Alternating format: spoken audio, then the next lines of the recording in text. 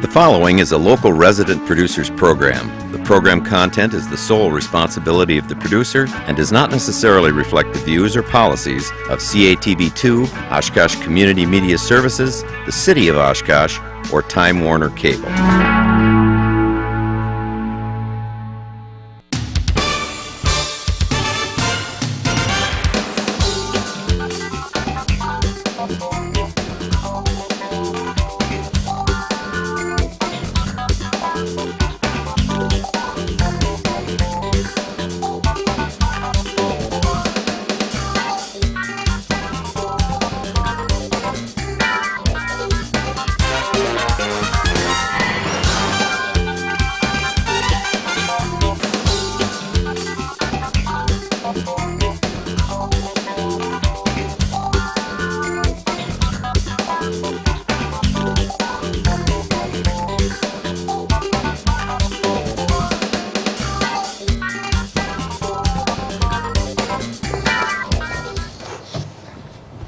Hi everybody, welcome to another episode of Eye on Oshkosh. I'm your host Cheryl Hens, and I'm very pleased to welcome to the show tonight two folks from a local group called Fit Oshkosh. No, it is not a health club or an exercise facility. We're going to talk a little bit about that shortly. But we've had their executive director, Tracy Robertson, on in the past. Tonight we've got two other folks affiliated with the organization. It's a racial literacy organization, and to my right is Dr. Jennifer Chandler. She's the volunteer racial literacy educator for Fit Oshkosh. She teaches at Carroll University, and her area of research concentrates on families, communities, and race. And then to my left is Anthony Miller. He's a Fit Oshkosh board member, and Anthony's also a graduate of UW Oshkosh. He currently works at Fox Valley Technical College in the Multicultural Student Services Center, and again, he serves on their board. So welcome to both of you. Pleasure to have you here tonight. So I mentioned at the outset that Fit Oshkosh is not a health club. You know, and it's funny because when I talk to people, they say, Fit Oshkosh, is that some kind of health place or exercise facility? And of course it's not. So, but it's kind of nice because it leads me into a discussion about race at that point. But that's, you know, if somebody's just reading it. So how did the name Fit Oshkosh come about? Okay, I'm glad you asked that. And it gets to this idea of how an individual fits. How do they fit with their community? How their community fits for them, or their place of work. It can be used there too. We talk a lot about when organizations are looking to bring new people on into the organization. Cultural fit is a term that is used in organizations a lot when they're looking to make a hire, right? Sometimes there's a committee that reviews several candidates. First they review the resumes, right? And then they maybe do some phone screening, then they bring some individuals in. And when they use that expression cultural fit, they mean their organizational culture, right? And they're looking for how does a person fit. Well, that same idea is the idea of fit that we're talking about with Oshkosh. But we come at it from not that same, from that hiring perspective of a cultural fit. We're looking at the idea of race and how individuals fit in Oshkosh from their perspective and also from the community's perspective. Sure. So it's not just a matter of fitness, but it's how you feel about things too.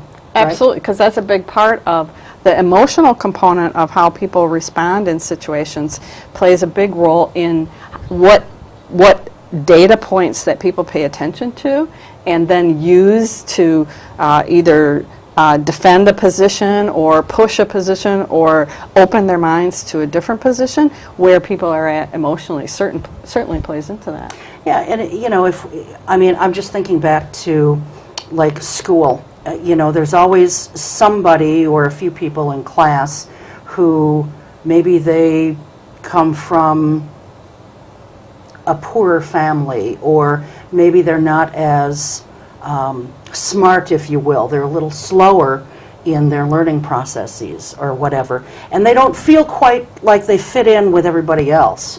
Or you just, like when I went to school, I just simply didn't feel like I fit in with them. you know, and that, it didn't bother me so much.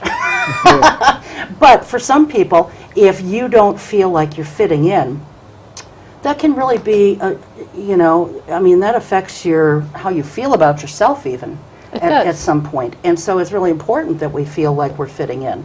And it also plays a big role in how much an individual is willing to invest in their community. You know, putting down roots, moving to a new community and making a decision to buy a home and raise a family there, that's a big commitment. That's a multi-decades worth of commitment, right? A financial and a personal investment in an area. And like we said with the emotions, that is a very emotional decision, and people aren't going to make that investment if they don't feel like they fit. And you brought up a really good point about how that develops at such a young age. And we know from the field of psychology that human beings are very group-oriented individuals. And you can take any number of human beings and put them into a context and start assigning groups to them completely randomly, right? And very quickly you will see them start to rally around their group, right? We are this and we're not that, whatever the other group is. You can do this where you do just totally random numbers with a classroom of kids, and they'll be, oh, we're so great, and because we're not them. So the reason that happens is because that's an innate thing about humans, is this need to like group up. But the way race has played a role, and it isn't the only characteristic, but over time, from more of a political, in terms of access to power standpoint, race has been used over centuries as this criteria to identify groups. So, Fit Oshkosh, how did it really get its start, and why in Oshkosh? Almost just about a year ago, Tracy and I were involved in some community work that revolved around diversity. And we wanted to narrow in and focus solely on the aspect of race within that larger umbrella of diversity, and do some concentrated work on race in order to push that conversation further along, and really focus on the economic sustainability reason why communities like Oshkosh, and Oshkosh is not unique. Appleton is going through the same kinds of things, the Neenah-Menasha area, cities all across Wisconsin, in fact cities all across the nation are dealing with these same kinds of challenges, is that the kinds of practices and the kinds of educational levels that people have around race, really there's a mismatch between what people need and what people have in terms of racial literacy. So instead of trying to address all the components of diversity, we decided to focus in on race. Partly because that's my area of expertise. Sure. Before we continue with some of the things that we want to talk about tonight, you mentioned Appleton and Neenah-Menasha, and I want to say something about Appleton, and I'm not trying to bash Oshkosh or anyone else, but, you know, everybody is facing the same issue, and yet Appleton seems to get it, because don't they have like a diversity person within the city government? They do. Yeah. They do. Kathy Flores has been in that position for a number of years now, and that is in the portion of their city government that deals with economic viability and economic development. And I've been at events where the mayor has been there, and he talks a lot about how critically important this is. But we also have to look at, while they have a lot of activity going to make changes in their community, if we look at the results, if we look at their things that are going on in their school system, in terms of disproportionality of discipline by race, we see that their data show the same situation that we have here in Oshkosh. So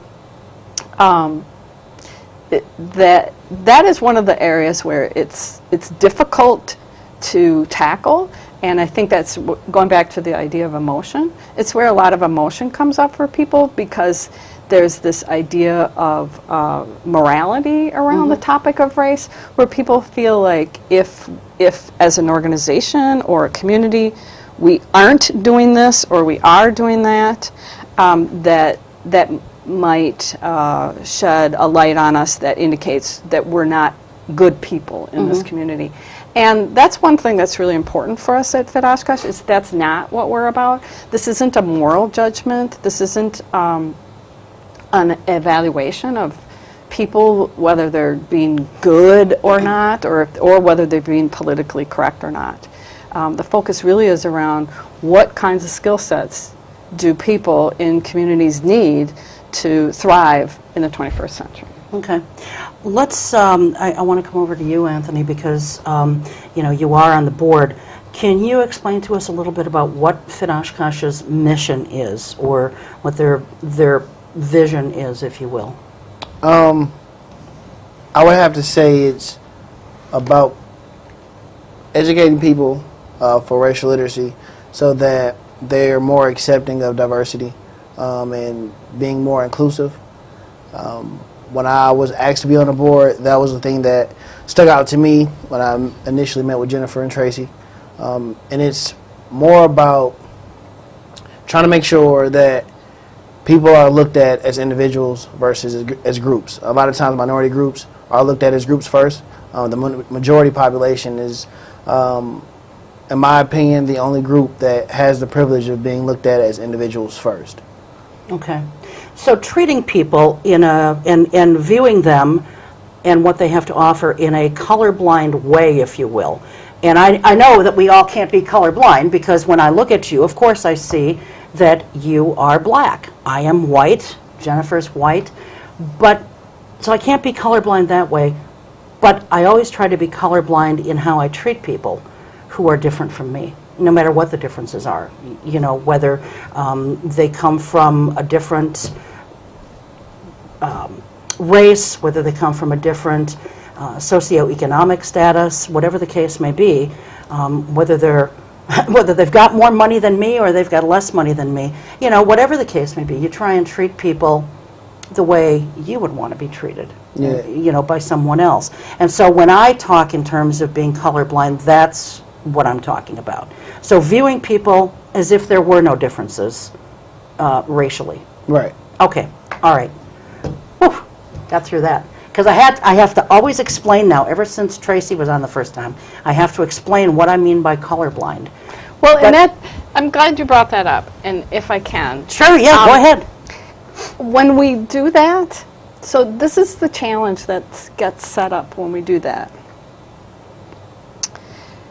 There are differences in people's experiences here in the United States, because people who are considered this or that or this or that have different life experiences. Now, we can't know what they all are, but to say, well, I'm going to ignore those life experiences and pretend that we've had the same life experiences, if that's what you mean by colorblind, that then it kind of focuses around this a norm. So, and then the question becomes, well, whose norm then exists in the conversation, and whose norm is kind of like driving the conversation, and then who in the interaction has the responsibility of, like, okay, I got to figure out what that person's talking about when they make those kinds of cultural references or whatnot. So, like, say, for example, we take the socioeconomic status thing. Okay, so if any one of us use our own socioeconomic status as the norm, and I'm just going to interact with everybody I interact with as if that's their norm.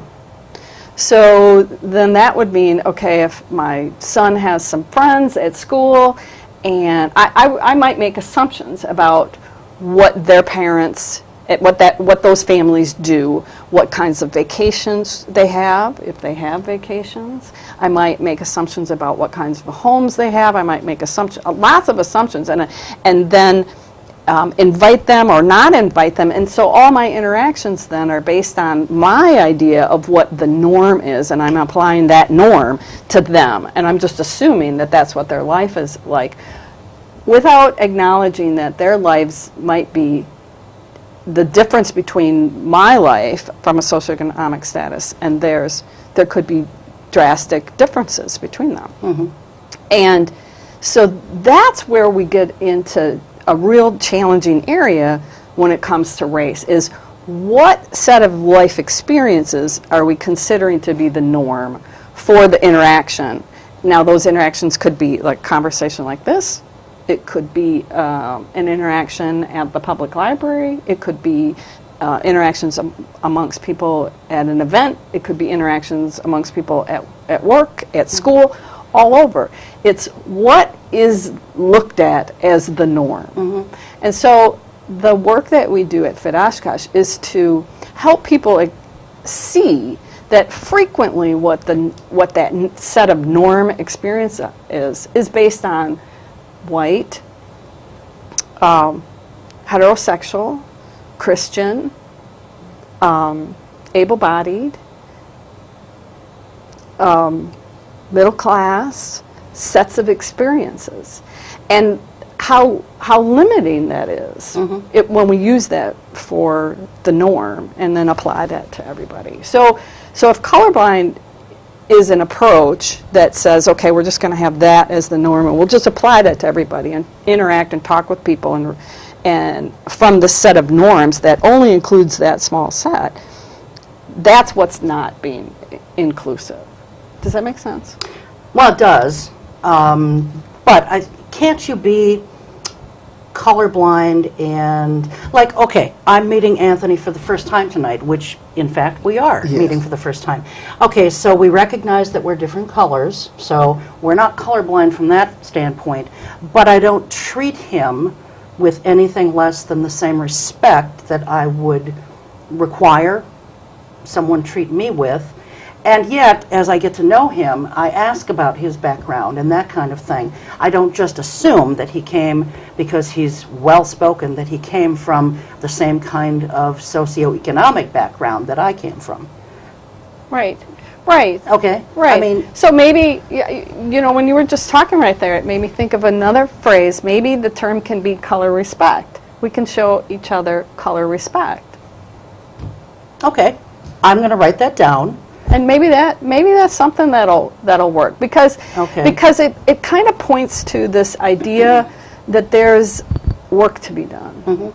There's work to be done, that we can't make assumptions about people's lives and people's values and their life experiences, and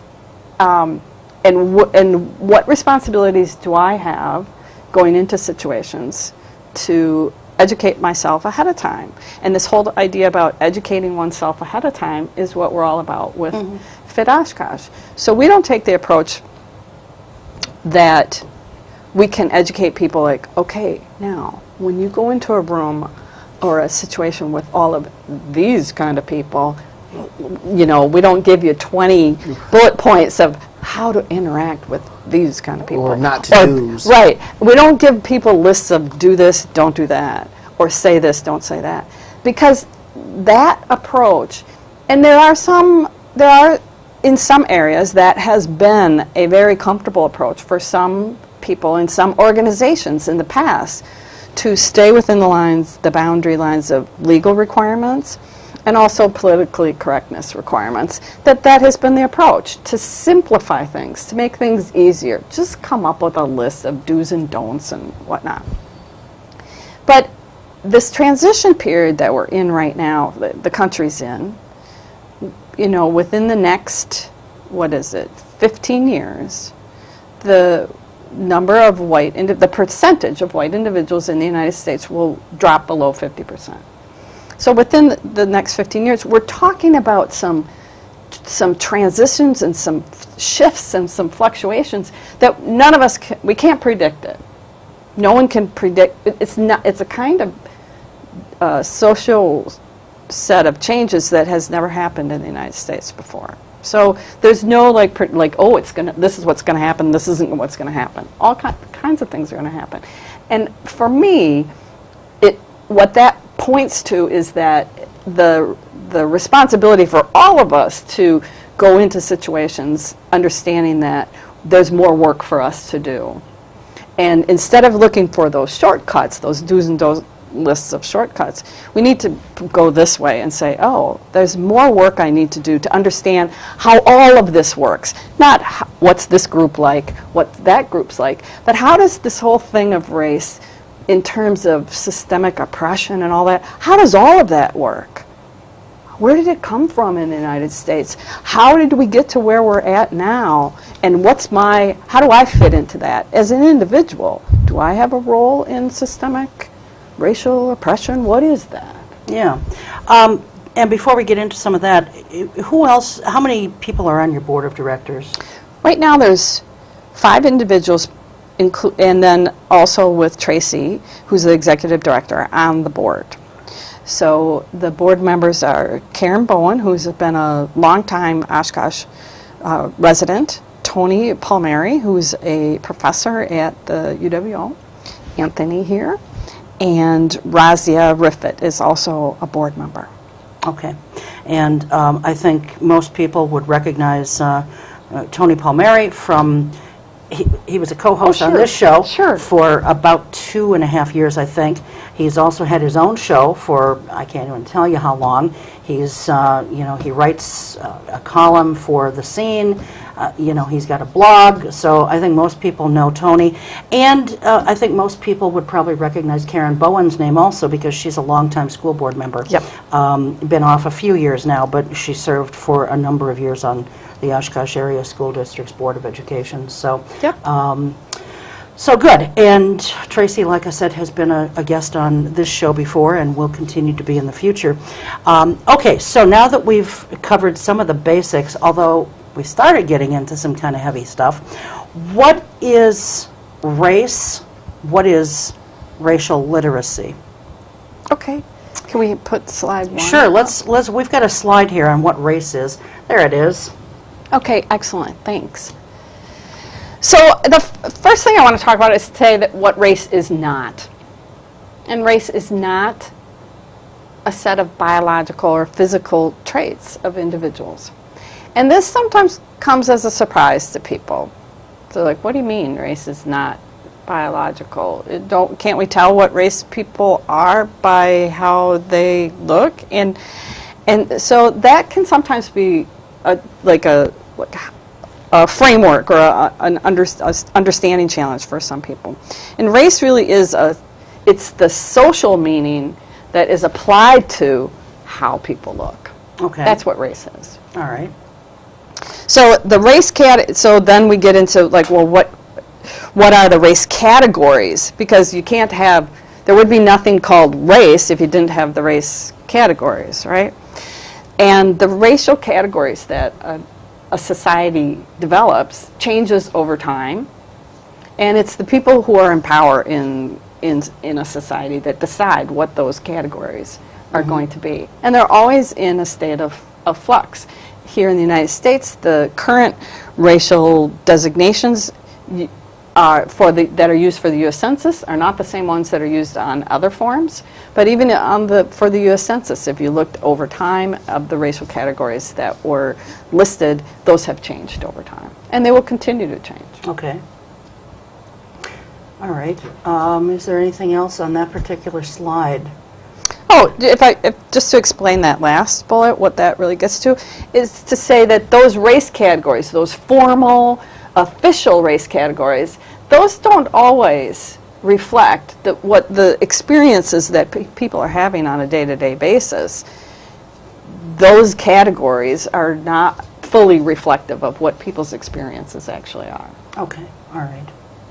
And I think where, people get confused and kind of maybe caught up in the biography, and biology of things is because you have to, on these forms, you have to check whether you're white or African American or whatever. And so we right away think, well, of course. Sure. That's what it is. Well, and it's very similar to gender. So gender is another item that's on those forms, and we're used to seeing M and F.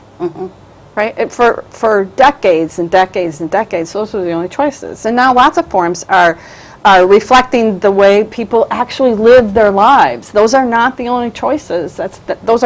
Those two boxes do not fully reflect the full spectrum of human experiences of their own gender.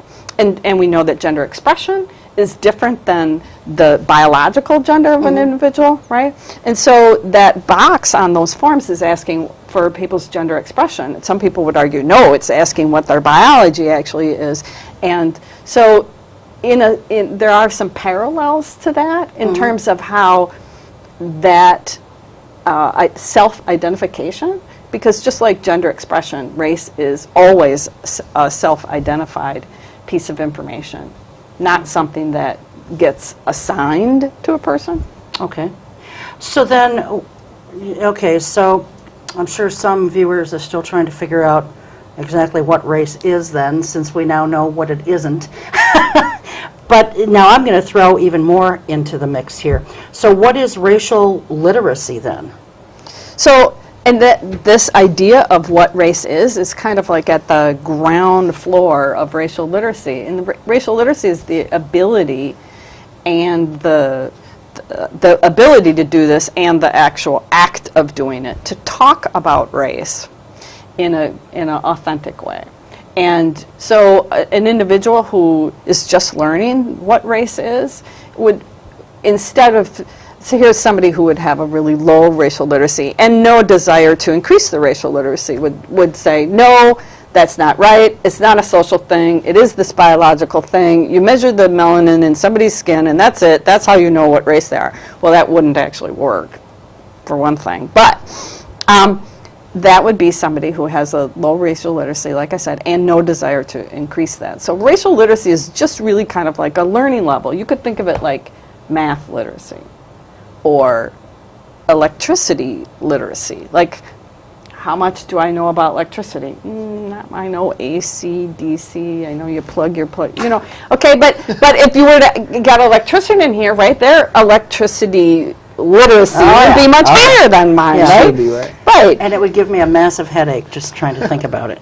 Right, but see, here's how the comparison works even better than that, because we would all turn to this master electrician as the expert, right? And we would be like, well, whatever you say is the right thing about electricity. We're not going to go, oh no, I know what it really is, you know. But that's what the really interesting thing around racial literacy is. We do find that a lot of lay people who don't have any specialized education nor practice in racial literacy who claim that, oh no, that's not the way it is. And that's because we all live with race every day of our lives. All of us have. And in a way that we haven't all lived with electricity as a daily, everyday experience. Yeah, and I think that ignorance to the topic goes right back to the fact that you said it's all socially constructed. So like you said, we live it every day and we get it from these different media outlets or even our parents and our family and friends. So it's like, oh, this is what race is because this is how I understand it. So I think that ties right back into the social construction of it. Okay. Yeah, that's an excellent point. Okay, good. So how does race and racial literacy in particular differ from racial awareness, or are they one and the same, and racial equity? That's a really good question. And I'm going to talk about racial equity and racial literacy. So racial equity is you can't get to or work on racial equity. I would assert that you can't work on that or strive toward it without increasing your racial literacy. So racial literacy is like the first step. And then you might have other steps in between that, but with racial equity as your end point goal. But you can't even begin to work on issues of racial equity if you don't have any racial literacy. If people are not willing to discuss race, if people aren't willing to learn more about what it is, how it operates, then you can't work on that other goal. Okay, all right. And for people who are interested in learning more, you can go to Facebook, and when you're there, look up Fit Oshkosh, and they've got a lot of different things there. They've also got a website, and it is fit-oshkosh.org. And be sure you put the hyphen in there, otherwise you won't get them. But it's fit-oshkosh.org. And the things are up there right now, and we'll continue to have those up throughout the show. So, okay, so what kinds of, well, you've got some other slides that you brought. And let's talk about a couple of those right now, because you mentioned systemic before. And so there's a slide showing the differences between systemic and individual. So maybe we can look at that. Well, this is a term that gets used, and it might sound new and different for people, but we talk about systemic racism or systemic oppression. So what that means is it just means there's a system in place. So here's my analogy. So there are practices that exist in the elementary school, whereby the same jokes and activities and goofy things that children do gets passed on from one group of kids to the next, to the next, to the next, regardless of the teachers who are there, regardless of the administrators who are there, regardless of the actual children going through the school system. You will see the same kinds of knock-knock jokes show up year after year after year, whatever they are. Can I offer another example, yeah, perhaps? That'd be great. Years ago, when I was a kid growing up, if they wanted us to sit with our legs crossed, they would say, "Sit Indian style." Okay, right. Is that a good example well, of this? I wasn't or really not so drawing. much I that? wasn't really focusing on any racialized subject matter within it, but certainly, yes, that's one of. Because that has changed over the years. Oh, yes. Now it's crisscross applesauce is the terminology. Or that's I've used also in the heard it K-12 as system. sit like a pretzel. Sure, sit like a pretzel. Sit on your pockets. Crisscross applesauce. There's a lot of different ones. Yeah, and Okay. teachers really have moved away from that terminology that you mentioned. But what I was focusing on is just that maybe I could use a different metaphor, but what I was trying to talk about there with the kids is that regardless of the kids going through the system has a way of perpetuating itself, right? You could, over time, all of the principals, teachers, and the kids are completely changed out, right? But the system is still there, and it's still doing the same kinds of things. Okay. Well, that's how systemic oppression works, too. There's a system of it, and it doesn't rely on any particular individuals to keep it going at all, because it's systemic. So that's what that word means. Okay. So how does one try to focus on the systemic aspects is what I had on the slide. We'll there. bring the slide back up. So how you can start to look at what are the systemic pieces is if you look at the stories and beliefs that exist in a society about how our society works and why things are the way they are, and kind of if you can look at some of the expressions we have, like we have an expression that the United States has a reputation of being a place of rugged individualism. That's kind of like a theme, right? Pull yourself up by your bootstraps. That expression and all of the ideas around it is part of systemic oppression, because it says that you as an individual, you are capable of doing everything all by yourself. You don't need any help from anybody else, and everyone is exactly the same. But when we look from a historical perspective, we know that everyone is not exactly the same. Women got the right to vote when, right? They didn't have access to power the same way that men do, right? We can look at all kinds of different waves of immigrant groups that came into the United States that struggled to get access to financial resources to start businesses and to create banks that would lend to them. We can look at all of these things, and we have lots and lots of evidence that groups of people have never been on a level playing field where everyone has the same opportunity to lift themselves up by their bootstraps. But yet, that systemically, that idea, pull yourself up by your bootstraps as an individual with no help from anybody else. If you get help from anybody else, that's considered, oh, you're getting some kind of a handout, right? That's part of this, of a systemic pressure. But can I just say that I don't think that when anybody uses that expression that they mean they certainly don't think about it as being some kind of oppression. No. They don't have any ill will intended at all. No, Right. they absolutely don't. I'm so glad you brought that up. Can we go to the next slide that has to do with Sure. impact and intent? Let's go to impact and intent. Let's go to that slide. Yes, that's perfect. Because that's how systems work.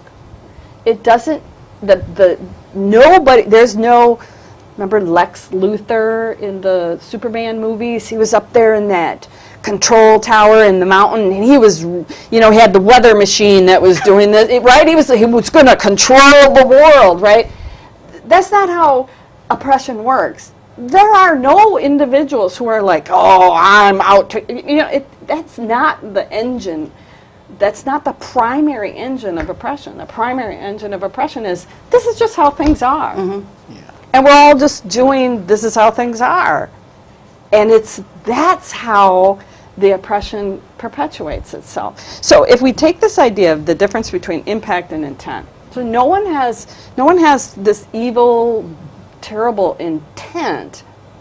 So I try to come up with some words here where if we take a business perspective. So you're running a business, say. Now you have some intent with your business. So you have some plans, you have some ideas, you have some proposals, suggestions, bids, scheme, offers. You have some ideas. You have something you're trying to accomplish, right? That's your intent. Sure. All right? So you go about and you do some things, right? Along those to try to accomplish your goal. Well, then what do? You probably take some measurements of like what you accomplished, right? And you say, okay, what did I actually accomplish? Because then you're going to adjust your plan based on what you did accomplish and kind of refine your plan as you go, right? Mm-hmm. So what are you looking at when you say, okay, what did I accomplish? You're looking at the impact. You're looking at, and that's measurable. Those are your outcomes. Those are your results.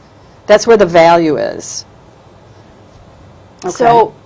So when we think about these ideas in terms of how systemic oppression works, absolutely nobody has the intent, but that's not the important part for us to look at. We kind of have to say, we're glad that people don't have evil intent, but that's not where our focus needs to be.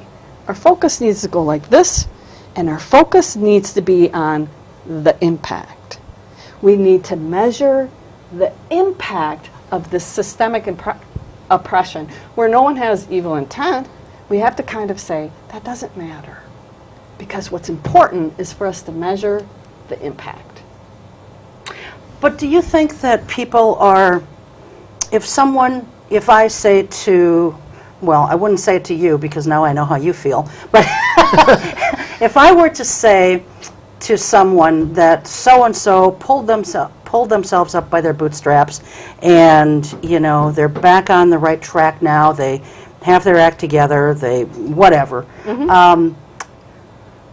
The person that I'm talking to probably doesn't realize that that's some kind of an oppressive statement either, right? Right. So my question would be then, so where is the harm coming in? Right. And when I talked about impact, I'm not talking about people getting their feelings hurt. That's not what this is about. Okay. When we're talking about a 21st century set of skills, and we're talking about a nation where the majority of people are people of color, we need people to be educated and have the skills they need to fill the jobs that we have. People need to be educated. They got to get through college. They need to be full participants. They need to invest in their communities. And we're looking at a aging, the white individuals that are going to be below 50%, they're also going to be aging. Okay, so they're going to be in a situation where they're going to be moving out of the workforce. Okay, so when we look at that picture and say, what do we need, and what are we doing right now? What are our schools producing? What are our universities producing? We find out that our schools and our universities are doing a terrible job educating people of color. That's going to be a problem for the nation as a whole, and that has nothing to do with people getting their feelings hurt, right? So that's what I mean about the idea of it being systemic and about focusing on measuring the impact. Okay. See, for me, the impact of a statement like that is assumptions. So you're assuming that everybody has boots. You're assuming that everybody has boots with straps. Well, it's just an expression. It's a metaphorical I know, but that's expression. but that's the impact of it, because you're saying that if you didn't achieve a certain level of accomplishment or accomplishing a certain amount of goals, that you didn't use what was given to you. But you're not taking it into account that person may not have the tools that you had to achieve the same goals that you did. So that's how I look at it when people say things like that. That's the impact of it. Okay. Right. Not everyone has doors open for them by family members to get high school and college internships, right, Sure. in large corporations, so that by the time they graduate from college, they've already had 2-3 years of professional experience in that particular industry, right? Not everybody has that. Right, okay. And those opportunities, those internships, those are the bootstraps, right? Okay. And the college degree at this university versus that university versus this community college, those are the boots. So the metaphor does work, but it's like, well, it really sets up, and those metaphors are really deeply ingrained. Those are part of our norms. Yeah. As a nation, those are part of our norms. And what are they based on? They're based on these set of experiences, but not those sets of experiences. Although, could not someone pull themselves up by their own bootstraps for their own level of success? Not someone else's measure of success? You know, they rebound on their own. Sure. To where they were before. Sure. But you have to also keep in mind that all of those expressions that we have like that, they really have really deep roots in, and they connect into a system of meanings that neither you or I in our conversation are going to change. Okay. Well, I'll try to change so that I don't say that again. I'm not promising. No, there's nothing wrong with saying it. I'm Right. not saying that. I'm going to say it again. Right. And see, that's the whole thing about racial literacy. It's not about don't say this and say that. It's about learning what's behind those expressions and going, oh. I never thought about that. But then if you truly are learning something, then you probably wouldn't say it again. Well, you might, but you might also still say it. Like I brought it up, right? It's not like I don't use that expression anymore, but I don't just use it like blindly. Haphazardly. Right. I don't just like tap into those shortcut expressions and just like whip them around like frisbees. Like, ooh, people are going to catch these frisbees, right? Okay. Got it. So when you guys do training for corporations or for governments or whatever, first of all, is there any organization that would not be trainable, that you would not have a need to go into and train them? That's a really good question. Or would everyone, whatever their organization is, or whatever their level of government is, whether it's a school district or a city or a fire department or a police department, whatever the case may be, or a county government, would everybody have a need for this kind of training? Yeah, I think it's not always a need. Everybody can benefit from the training, but it's more about the demographic of your company or your city. Like the Fox Valley area, in my opinion, since I've been here since 2008 going to school, and actually working in the area, has increased in diversity. So the area needs it. But there might be a small town in the middle of nowhere that really doesn't need it because the majority population is the only population. So that would be my opinion. I'm not sure what Jen thinks. Well, and even in that situation, like say we're talking about Bondwell or that's the only small town city in Oshkosh. Any You think about small any city. small city in Wisconsin. Or any, there you go, Unincorporated. Fisk. There you go, Fisk. So let's say that Brandon, there's a small town in the area, 895 people or something, right? So let's say we're talking about a small town like that, and let's say that the majority of the individuals that live in that small city are white.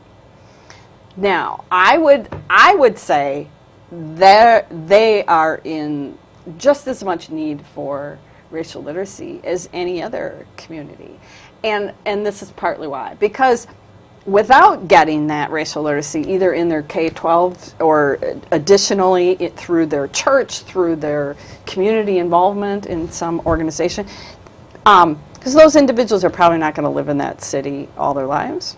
Even if they do, there's a big world out there. Yes. And to have the knowledge and the concepts in order to understand the world that they live in, they need racial literacy skills. Okay, so everybody, it doesn't matter where you live, what your situation is, what kind of a corporation you may have, or what form of government you may have, or what the government may be.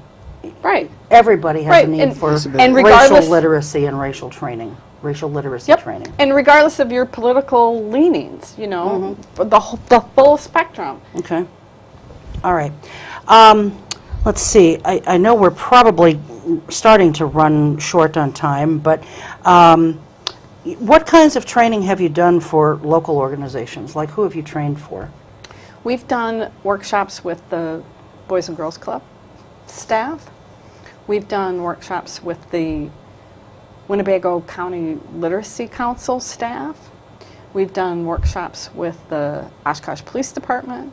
We've done workshops with a company up in Appleton called Miller Electric. We've done workshops with, I'm going to blank. But we've done workshops with not-for-profits, with city, what do you call it? City, you don't call it city government, you call it city management. I don't know, I'm not sure. Well, what would you consider the police department? That's part of the city. Yeah, it's a part of the city. Yeah.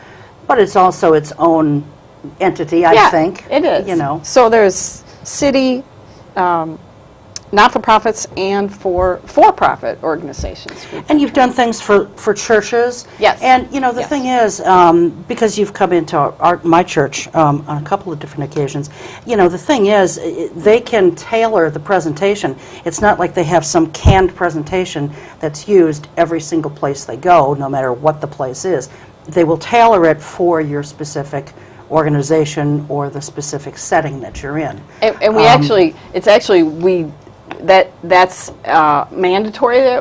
We've made that mandatory for us, that we do tailor it for every organization, because there is no like one size fits all. Like where an organization is at with their current level of racial literacy, how this fits into other programs that they may be working on, and where they're trying to go. So Yeah. all of those variables make a difference. And you guys have done some national presentations as well. Yes. So Yes, we have. it's not just local presentations by a local organization. I want to talk about one thing, because, you know, we've mentioned school districts a few times, and I know one of your slides here talks about suspensions and expulsions. And I do want to mention one thing, because this has recently come up in the last week or so, and we're taping this on the 4th of June, and this came up toward the end of May. The school superintendent, Stan Mack II, called me and said that someone had mentioned to him that they had seen on this show, when Tracy Robertson, the executive director of Fit Oshkosh, was on, that she made a certain comment about something. And first of all, I don't know why this is just coming to the light now, because Tracy hasn't been on since, I think, December, so 6 months ago. But she supposedly made the comment about the expulsion rates of African Americans exceeding those of their white counterparts, and that children in kindergarten were being expelled. And, you know, she did not make any comment about that in reference to the Oshkosh Area School District. what she said was, and she and I both have gone back and looked at that particular show from December, that the expulsion rates, here's what she said, was that the expulsion rates for African Americans in general are 12% higher across the nation, and that we have seen expulsions of kids at the kindergarten level. And again, that would be across the nation. That was not reflective or indicative of something happening in the Oshkosh area school district, public school system. That was not the case at all. So whoever saw this back then or recently saw it on YouTube, whatever, I think they probably took it out of context or they only caught part of it. But again, that was not said about the Oshkosh area school district. And so I just want to talk about that. And I think that that would lead into the next graphic that we have about expulsions and suspensions. Right. The first one is suspension data, and this is available. Anybody can go to the Wisconsin Department of Public Instruction website and access these data. They have all kinds of data out there that you can look at. You can slice and dice it any way you want. You can look at a particular school district. You can look at a particular school within a particular school district. All kinds of ways that parents or media outlets can look at these data. So this is suspension data, and this is for, you can see the blocks down on the bottom that are indicating all of the years that are included in this data set. And you can, I highlighted by putting boxes around them, you can look at this is the percentage based on the numbers of students who are enrolled who identify as those race categories. So we can see very clearly, without, we don't have to measure each of those bars or anything like that, but we can see very clearly that the rates of suspensions for Hispanic, Black, and American Indian students is noticeably higher than the white students. And this is for what area? This is Oshkosh Area School District. This is for Oshkosh. This is for Oshkosh Area School District. Okay. This is all schools, all levels, and for those years. So yes, this is Oshkosh Area School District. Okay. These are suspensions. Now what it doesn't show, I didn't break it down by elementary, middle school, or high school. You can do that on their website. You can do that very easily. Okay. So this is just all schools together. So this is all K-12, all together, all Oshkosh area schools for those years. And it should be really obvious that, yes, the percentages of suspensions for Black, Hispanic, and American Indian students is noticeably higher than for white students. Okay. Yep. And then is there a slide for expulsions? There is. Okay. Yep. And this should not come as a surprise that the number of expulsions, and this is for any school district, the number of expulsions, is just number-wise, is a much lower number than suspensions. But still, we have a similar trend where we see the percentages of expulsions for Hispanic, Black, and American Indian students is noticeably higher than for white students. Okay. And again, this graph doesn't show you by whether that's elementary school, middle school, or high school. You'd have to dig into it, which is really easy to do with the DPI website. The American Indian is tremendously higher than anything. I wonder why that is. Do you have any idea? Well, it's difficult to take just one data point like that and try to come up with an explanation, but the research that has been done in Wisconsin that focuses on all of the students of color communities and looks at the issues in the school system. There is a lot available on that, and I could certainly get you some of that information if you want.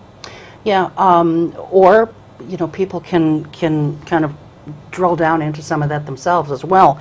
But I'm just wondering, in our last few minutes here, what are some of the challenges that are facing minorities today, no matter what the minority is? And along with that, what are the challenges facing Fit Oshkosh as it tries to address those things?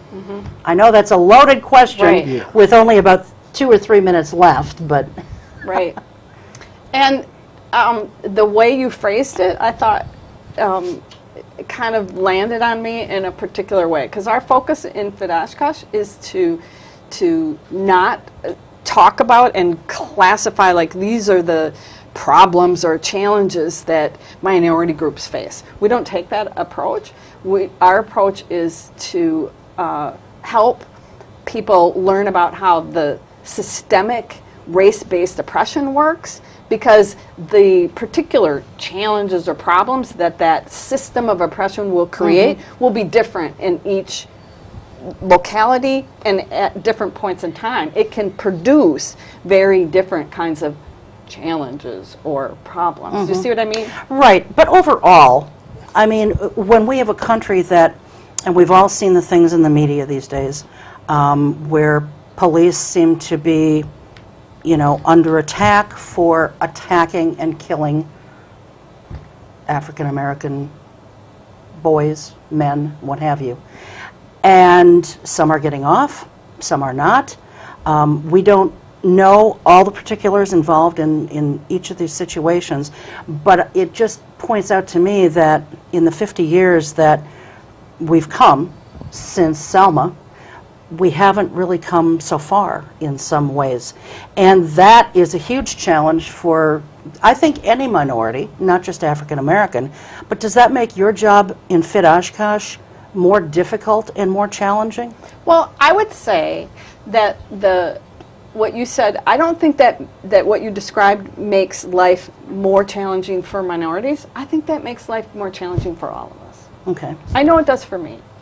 I don't think that life is like, I'm like, ooh, you know, life's good because I'm white, and Right. and that these Right. things that exist in the United States are not affecting me, and that's not something that has an impact on our lives, because it certainly does. And that's a big part of that's an racial excellent point. literacy, Yep. is to not say, okay, these are problems that this community has and this community has, and that, you know, certain communities sort of like escape certain kinds of problems. That's an excellent point. So, But that just makes your work in Fit Oshkosh that much more difficult well, for everyone concerned, and more challenging. well, there's a lot to learn, but fortunately the approach that Fit Oshkosh takes and the information that we use is being used by hundreds and hundreds of very similar organizations to ours all across the country. So we're not in it alone. We're part of a group of individuals across the country that are all working on this together. Okay, excellent. We're just about out of time here, so I think we're probably down to like the last minute or so. I just want to say one thing. Fit Oshkosh is celebrating the grand opening of its new office on Friday, June 19th, from 10 in the morning to 3 in the afternoon. The address is 3807C, State Highway 21. So if you're heading west on 21, it's just like 2 miles west of Highway 41. It's on the south side of the road. It's surrounded by a white picket horse fence all around the property. The office is being shared with an accounting firm, and I don't know if the sign will actually be on the door by the time the open house is, or the grand opening is, but nonetheless, if you see a door that says that there's an accounting firm there, you're in the right place. So stop in on Friday, June 19th from 10 in the morning to 3 in the afternoon, say hi, and if you're so inclined, and you can learn more about what Fit Oshkosh does, and if you're so inclined, they're going to be having an office welcoming party and an office warming party, so feel free to bring some small office gift, staples, a trash can, Reams of paper, whatever. So very anyway, help them get off to a great start in their new place. So again, thanks very much to you guys. It's been a pleasure, and thanks to the crew, and most of all, thanks to you. We'll see you next time. Until then, take care. Keep your eye on us. We've got our eye on Oshkosh.